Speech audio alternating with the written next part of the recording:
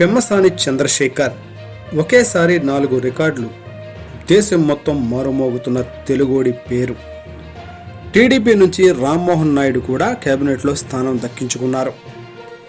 BJP నుంచి Narasapuram Srinivas వర్మకు cabinet స్థానం లభించింది. ఏపీ నుంచి 3 కేంద్ర కేబినెట్లో స్థానం దక్కించుకున్నారు.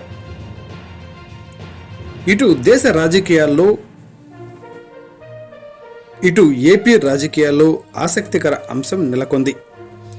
ఇప్పుడు అందరూ గుంటూరు పార్లమెంటు స్థానం నుంచి పోటీ చేసిన ఆయన గురించే మాట్లాడుకుంటున్నారు. ఆయనే పెమ్మసాని చంద్రశేఖర్. ఆయన ఆస్తులు చూసి దిమ్మ తిరిగిపోయింది.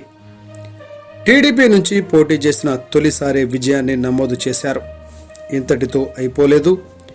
ఇప్పుడు పెమ్మసాని పేరు దేశవ్యాప్తంగా మారుమోగుతోంది. ఈయనకు అదృష్టం మామూలుగా లేదు.